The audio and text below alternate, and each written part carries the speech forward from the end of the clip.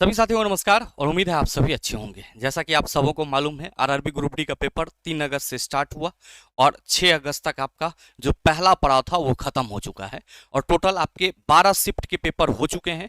और ऐसे में एक सबसे बड़ा सवाल यहाँ पे ये है, ये जो 12 शिफ्ट में साइंस के क्वेश्चन बनाए गए हैं, ये एनसीईआरटी के किस टॉपिक से बनाए गए हैं। आज के इस वीडियो सेशन में हम लोग इसी बिंदु पे चर्चा करेंगे।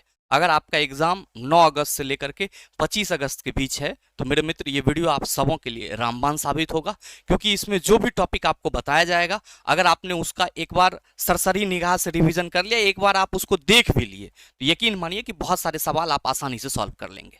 मेरे मित्र बिना किसी समय बर्बादी के सीधे ले चलना चाहेंगे टू द पॉइंट पर कि एनसीईआरटी के वो 25 टॉपिक कौन कौन से हैं। तो आप सभी पहले तो इसका स्क्रीनशॉट ले लीजिए, ठीक है। अगर आपका एग्जाम 9 से 25 अगस्त के बीच है तो मेरे भाई इस 25 टॉपिक को एक बार आप सभी जरूर रिवीजन करें। अब यहाँ पे सवाल ये नहीं है कि सर इस 25 टॉपिक से सवाल पूछे गए हैं, सवाल ये है कि इस 25 टॉपिक से जो सवाल पूछे गए हैं उसका पैटर्न क्या रहा है, उसका लेवल क्या रहा है।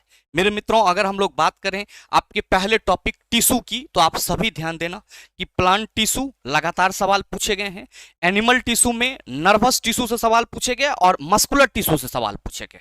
तो आप सभी नर्वस टिश्यू का मैंने वीडियो भी दिया था, उसको आप देख लेना और मस्कुलर टिश्यू को जरूर रिवाइज कर लेंगे।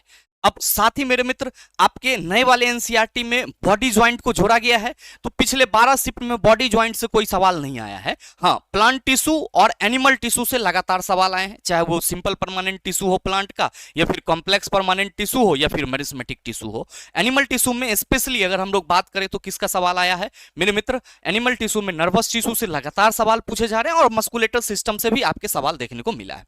कंट्रोल एंड कोऑर्डिनेशन, नियंत्रण एवं समन्वय में मेरे मित्र स्पेशली एक टॉपिक छात्रों को लगातार रूबरू होना पड़ रहा है और वो क्या है आपका ह्यूमन ब्रेन।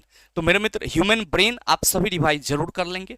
सेल की बात करें, बेसिक लेवल के सवाल पूछे गए, सेल स्ट्रक्चर वगैरह, और नो डाउट आप सबों को सेल और टिश्यू अच्छे तरीके से मालूम होगा। इन्वायरमेंट पर्यावरण की बात करें तो मेरे मित्र ट्रॉफिक लेवल यानी कि जो पोषी स्तर होते हैं, इससे हर एक शिफ्ट में सवाल पूछा गया है, तो ये आप सबों के लिए इंपॉर्टेंट है। पोषी स्तर का रिवीजन जरूर करेंगे। रिप्रोडक्शन में अगर हम लोग आए तो मेरे मित्र बात करी जाए इसके क्या पूछे गए हैं सवाल, तो असेक्सुअल रिप्रोडक्शन से सवाल पूछे गए हैं, टाइप्स ऑफ असेक्सुअल रिप्रोडक्शन, उसमें भी वेजिटेटिव प्रोपेगेशन से सवाल आया हुआ था। साथ ही एक आपका क्वेश्चन फर्टिलाइजेशन से रिलेटेड भी था, जो कि इंटरनल और एक्सटर्नल फर्टिलाइजेशन के बारे में पूछा गया था। तो मेरे मित्र उम्मीद करेंगे कि इस दोनों टॉपिक को आप रिप्रोडक्शन से जरूर रिवाइज कर लेंगे। ट्रांसपोर्टेशन, परिवहन में आपका हार्ट की संरचना से संबंधित सवाल पूछे गए हैं, तो हार्ट का स्ट्रक्चर आप सभी जरूर ध्यान में रख लेंगे। क्लासिफिकेशन ऑफ एन ऑर्गेनिज्म से जो मेरे मित्र जीवों का वर्गीकरण होता है, उससे बेसिक सवाल पूछा गया है, तो इसको आपको रिवीजन जरूर करना पड़ेगा।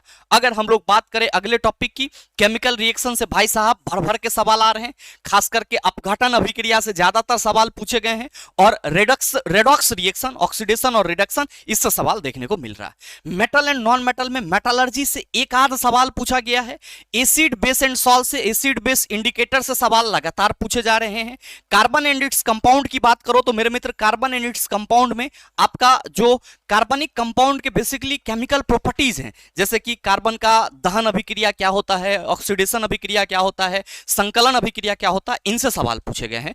और स्पेशली आप ये कह सकते हो कि कार्बन एंड इट्स कंपाउंड में आपको नोमेनक्लेचर वगैरह नहीं देखने को मिल रहा है सर, जो केमिकल रिएक्शन है, इंपॉर्टेंट प्रॉपर्टीज हैं, उससे सवाल देखने को मिल रहे हैं। एटम्स एंड मॉलिक्यूल्स में मेरे मित्र रासायनिक संयोजन के नियम, द्रव्यमान संरक्षण का सिद्धांत, निश्चित अनुपात का नियम, किसी यौगिक मूल के अवयवी तत्व किस अनुपात में जुटे होते हैं, ये सब सवाल पूछे गए हैं, ठीक है। नेक्स्ट, डाल्टन एटॉमिक थ्योरी से भी पूछा गया है सवाल कि पदार्थों के प्रकृति से संबंधित सबसे पहला परमाणुक मॉडल किसने दिया था, तो डाल्टन एटॉमिक थ्योरी पढ़ना जरूरी है। एटॉमिक स्ट्रक्चर की बात करें, बोर ब्यूरी स्कीम, जो अलग अलग परमाणु के कक्षा में इलेक्ट्रॉन की कितनी उपस्थिति होती है, इससे संबंधित सवाल पूछे गए हैं।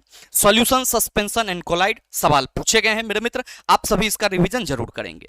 प्रकाश के परावर्तन और अपवर्तन से नॉर्मल और बेसिक सवाल आ रहे हैं, जो कि मेरे मित्र आपका दर्पण सूत्र और लेंस सूत्र के सहारे बन जा रहा है। तो दर्पण सूत्र, लेंस सूत्र, आवर्धन सूत्र, ये सब आप सभी ध्यान में रखना, और उम्मीद करेंगे कि लाइट वाले चैप्टर में तो आपको कोई दिक्कत ही नहीं होगा। अब रही बात sir human I and colourful world की, मेरे मित्र मानव नेत्र और रंग बिरंगा संसार की, तो मानव नेत्र के ओरिजिनल सवाल अभी तक तो देखने को नहीं मिले हैं। हाँ, लेकिन स्कैटरिंग ऑफ लाइट से सवाल ज्यादातर आपके एग्जाम में पूछे गए हैं कि स्वच्छ आकाश का रंग नीला क्यों होता है, सूर्योदय और सूर्यास्त के समय सूर्य रक्ताभ क्यों दिखता है, वायुमंडलीय अपवर्तन से संबंधित सवाल देखने को मिले हैं। तो मेरे मित्र, जो कलरफुल वर्ल्ड वाला टॉपिक है इसको आप सभी जरूर रिवाइज कर लेंगे। इलेक्ट्रिसिटी से भी भाई साहब बहुत राहत भरी खबर है, बेसिक से सवाल पूछे जा रहे हैं, फॉर्मूला बेस्ड सवाल पूछे जा रहे हैं, आप इसको आसानी से सॉल्व कर सकते हैं। मैग्नेटिज्म की बात करें, एक सवाल पूछा गया है अभी तक, क्या कि सर चुंबक और कुंडली के बीच सापेक्ष गति से निम्न में से क्या उत्पन्न होगा। तो मेरे मित्र, मैग्नेटिज्म का जो रूल है, Fleming left hand rule, right hand rule, electromagnetic induction, और साथ ही साथ जो आपका जो मैक्सवेल का जो कॉर्कस्क्रू रूल है, ये सभी रूल आप अपने माइंड में रखिएगा, सवाल बनेंगे। साउंड से भी बेसिक लेवल के सवाल पूछे जा रहे हैं, खास करके अल्ट्रासाउंड वगैरह का उपयोग क्या होता है, सर उसकी उपयोगिता क्या है, साउंड की स्पीड किस में ज्यादा होती है, तो साउंड चैप्टर भी आपके लिए वैल्यूबल है। Force and laws of motion से भी मेरे मित्र सवाल पूछे गए हैं, ठीक है, बल से संबंधित सवाल और न्यूटन के गति नियम से संबंधित सवाल। वर्क एनर्जी एंड पावर से इक्का दुक्का सवाल पूछे जा रहे हैं, और मुझे लग रहा है कि वर्क एनर्जी एंड पावर आपको परेशान नहीं करेगा। सिंपल मशीन से 2 सवाल पूछे गए हैं। मोशन में स्पेशली ग्राफ वाला जो पोर्शन है वो छात्रों को परेशान कर रहा है, और मास एंड वेट से सवाल पूछे गए हैं। तो ये टोटल आपके 25 ऐसे, सर आप कह सकते हो चैप्टर टॉपिक हैं, जिससे आपके 12 शिफ्ट का पेपर बना है, जो कि आपका 3 से लेकर के 6 अगस्त के बीच एग्जाम हुआ है। तो अगर आपका एग्जाम 9 अगस्त से लेकर के 25 अगस्त के बीच है, तो मेरे मित्र आप इन सभी टॉपिक का एक बार रिवीजन जरूर कर लेना, आपके लिए सर बेहतर होगा। साथ ही ध्यान रखेंगे कि अभी हम आपको YouTube चैनल के माध्यम से 3 से 6 अगस्त तक के बीच में जितने भी क्वेश्चन आए हैं उसका हम एक कंप्लीट मैराथन देने जा रहे हैं, ताकि आप सबों का जो लेवल है वो और पुष्ट हो और साइंस बेहतरीन ढंग से रिवीजन हो पाए। साथ ही साथ मैं आप सबों के लिए और क्या करने जा रहा हूं, तो मेरे मित्र ये ग्राफ वाले जो पोर्शन है इसमें बहुत सारे छात्र फंस रहे हैं। मेरे मित्र ये ग्राफ का पूरा हम एमसीक्यू आपको करा देंगे, ग्राफ का पूरा कंसेप्ट क्लियर करा देंगे, और इसके अंतर्गत जो भी नए टॉपिक हैं आप कमेंट कर देना कि सर इस टॉपिक को आप करा दो, मेरे मित्र आपको उसका वीडियो मिल जाएगा, उसका रिवीजन वीडियो मिल जाएगा बेहतर ढंग से। तो उम्मीद करेंगे कि आप हमारी बातों को समझ पाए होंगे।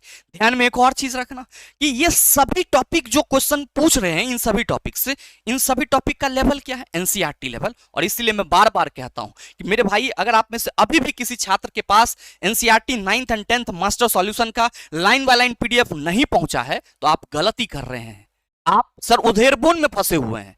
आपके पास अभी भी तैयारी है 20 से 21 दिन का, और इस बैच में हम आपको कंप्लीट एनसीईआरटी 9th और 10th के सभी चैप्टर का लाइन बाय लाइन डिस्कशन कराएं। पूरा बैच आपका फिनिश है। अगर आप रिवीजन करना चाहते हो तो आप सभी के लिए सर रिवीजन के लिए केवल और केवल 299 में सर ये बैच अवेलेबल है। कहां मिलेगा ये batch? The logical science application पर मिलेगा।